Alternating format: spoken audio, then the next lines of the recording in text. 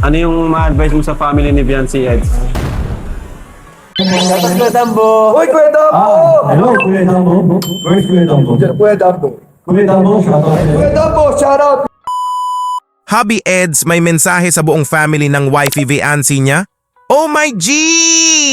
Yan po ay malalaman nyo ngayon mga ka-Edsy na sana po ay samahan nyo ako hanggang dulo. Gulat na gulat nga si Hubby Eds dito at pati nga si Viancy ay di niya akalain. Ano kaya ito mga ka-Edsy? Oh my! Tapos may naging pahayag nga si Kuya Rab dito mga ka-Edsy na dapat malaman ng lahat, sabay-sabay po nating alamin ang lahat ng ito mga ka-Edsy at bibigyan ng reaction. Bago po ang lahat mga Kalingap mga ka-Edsy ay shoutout ko po muna ang ama at founder ng Kalingap, Kuya Val Santos Matubang. At syempre din po, Ate Edna Vlogs, Idol Kalingap Rab at Ma'am Jackie Tapia Matubang. Pati na rin po sa lahat ng charity vloggers, Kalingap Reactors, especially na po ang Karepa.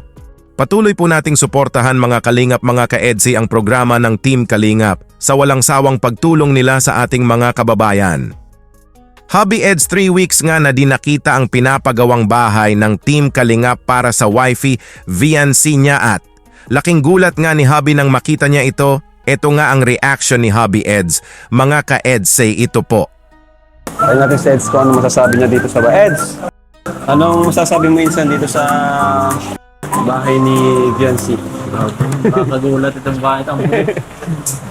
Ako, hindi ko ito masyado nakikita pag ngayon lang ulit. Ngayon lang ulit, no? Mga 3 weeks. Bilis ng progress. Bilis. Mauna pa yung bahay ko talaga, promise. Sobrang Tapos ganda. ang laki. Ano? Ang laki masyado. Sobrang laki. Ang hirap. Mansion na ito. Dito na talaga ito. Ang hirap. Dito sa ano. Dito maganda pangarap nito. Ang ganda klaseng bahay. Grabe. Dream house na to. Nagulat nga si Hubby Eds mga ka-Edsy kasi ang bilis nga daw tapos sobrang ganda pa. Ang laki pa kumbaga dream house nga daw niya ang ganyan kaganda na bahay. Mala-mansion na po talaga kasi ito. Nang dahil nga sa Kalingap ay nagkaroon si Viancy ng ganito kaganda na bahay at syempre di po ito magiging posible kung wala ang mga sponsors na nagmamahal kay Viancy at sa family nito. At may advice nga si Hubby Eds o mensahe para sa family ng wifey Viancy niya ito po. Ano yung ma-advise mo sa family ni Viancy, Eds? Dahil isa sila sa napatayo ng bahay ng ganito, kaganda. Ano yung masasabi mo sa kanila? Sabi ko lang na sana hindi mo sayangin yung yung bahay na to, pangalagaan niyo yung mga blessings na binibigay sa inyo ng Kalingap. Pero alam ko naman nila kasi napakabait naman. Sobra. Yan sinaka ng family niya. Kahit sila mama niya, bait. Huwag lang magbago. Siyempre, dito lang kami para sa inyong pamilya. Wala ngang masabi si Hubby Eds sa family ng wifey Viancy niya kasi. Sobrang napakamabait po talaga kasi ng family ng wifey niya. Alam naman ni Hubby na papahalagahan ng family ng wifey Viancy niya ang lahat ng blessings na dumating sa kanila. Nakikita naman po natin mga ka-Edsy na deserve po talaga ng family ni Viancy ang magkaroon ng ganito kalaki at kaganda na bahay. At ito po mga ka-Edsy, panoorin po natin itong naging pahayag ni Viancy about sa pinapatayong napakagandang bahay sa kanila ng Team Kalingap. Ito po. Hindi ko talaga akalain na magkakawato ng ganito kalaking bahay. Kaya nga Kung alam ko lang po talaga yun.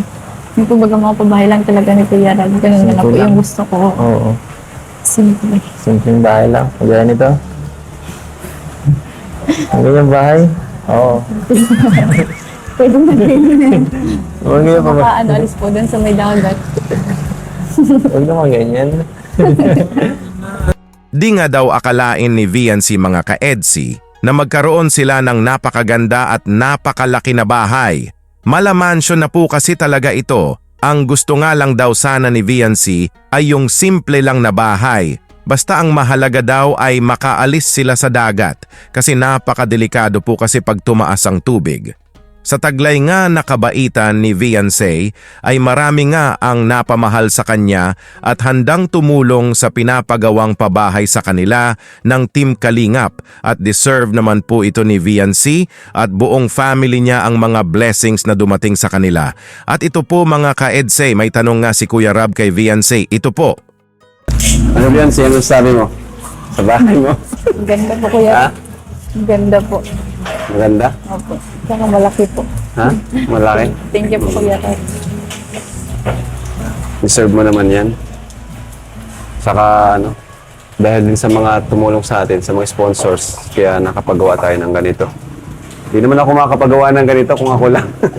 Kaya thank you rin sa mga Thank you din tumulong po. kay Viancy. Tita Rexy Sa po. mga nagmamahal kay Viancy sponsors. No? Tita Rexy, Tita Pink. Tita Provida Ping, Sir Leody, po. Tita Ana. Tita Erica Alpon po. Sobrang layo na sa dati, no? Grabe yung upgrade. Grabe yung upgrade.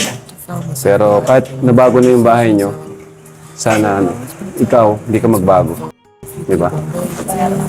Yung kung ano ikaw, dati, yung una ka namin. So far, hanggang ngayon, ganun ka pa rin naman eh. Parang ano lang, si Viancy talaga mga kalingap, napakasimple lang. Simula nung natagpuan natin siya hanggang ngayon, ganyan pa rin, mahihain.